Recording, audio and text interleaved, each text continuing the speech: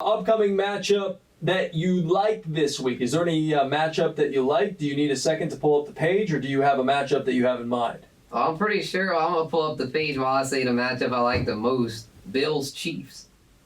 Bills and Chiefs, It okay. was originally going to be Thursday, but they pushed it back with all the COVID stuff Why going do you on. like that matchup fantasy football-wise? Man, it's just oozing with fantasy football potential. I mean, you got the Bills got a Mahomes, good you got defense. Allen, you got Ty Freak, you got Diggs, you got Clyde, you got Kelsey. I mean, it's ridiculous. You got Singletary, if Moss is still out, he's valuable.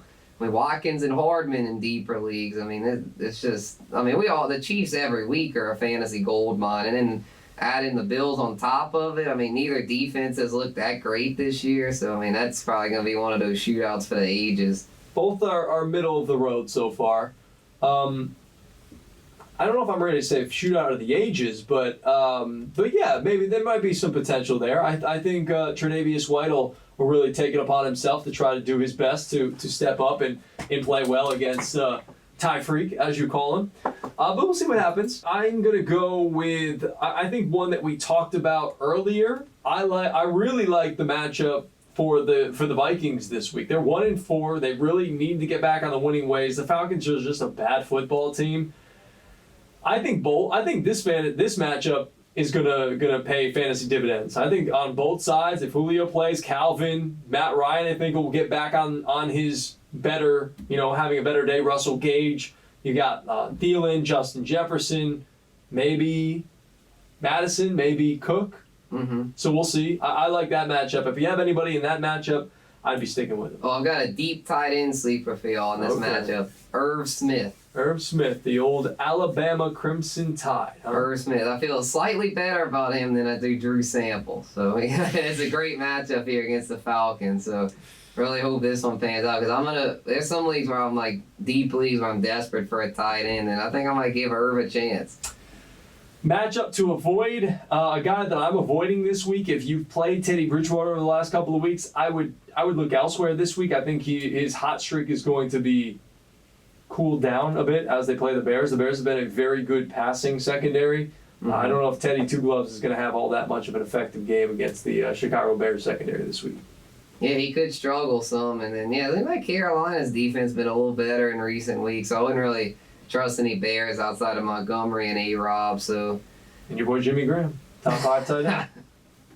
Oh man, that guy. But, any other matchups that you are avoiding? I say one that's actually. Both of these teams have good records, but I'm not feeling too hot about this Browns Steelers matchup. I knew you were gonna go that way. I feel like it's gonna be kind of an ugly, low scoring type game. I mean, he's been all right, but he hadn't been all that great. Baker Mayfield has not been good for fantasy, so on paper, you're like 4-0 versus 4-1, but I don't know, for fantasy, I'm not really feeling that. I hear you. I think that could be a potential AFC. What are they? AFC South, North, AFC North. Just a kind of black and blue type of game. Mm-hmm. I think you're right. A lot of ground and pound, a lot of running. Yeah, Connor and Hunt fire up. Yeah. But outside of those two, I'm a little nervous. I think Juju and Odell might both kind of struggle again. And then, the quarterbacks, I wouldn't recommend tight ends there. When you look, you're like, they got good records, which, they do. They're both both playing ground and pound physical football. And so two teams that face off like that it's generally going to be a low-scoring game, so. In another matchup that I'm looking at, the Eagles and the Ravens, I'm definitely not playing Carson Wentz in this game, not playing Greg Ward, not playing Zach Ertz maybe, because he hasn't been good lately as well. Wow, yeah, I know. He Fulgham, has been terrible. I'm not really looking at. I think the only guy I would play in this matchup would probably be Miles Sanders. Yeah, you gotta play Miles. He's exceeded my expectations. He's been pretty much matchup proof when healthy. Ingram sucked again. He got a rushing touchdown that saved him, but overall he sucked. So it's like, man, if you're the Giants, I know it's looking like the Jets will probably get him, but if you're the Giants, well, they also have Fields in the draft. It's like, if you're the Giants and get second pick, do you take Fields? Probably. If you think he's more of your guy after a couple of years than Danny Dimes. Yeah, I mean, with Doms, I mean, he still got more. He still got a second half. He showed flashes last year, so it's like this is Dom's time to put up or shut up. Because I mean, I hate to poor Sam Darnold. It's looking like he's gonna be out the door regardless of what he does. But Dime still has a chance because it's only his second season. I think he's still got a chance with the Giants. I don't think Sam Darnold has played well, but I also don't think they've helped him very much. Exactly. I hope he gets traded somewhere better. Or just cut. And Yeah, go somewhere better. Yeah, I'll say I wouldn't mind him assuming Breeze would retire as a potential Saints Backup? quarterback, Backup quarterback? or at least somebody that maybe even a starter. Over Jameis? I'm not a Jameis believer.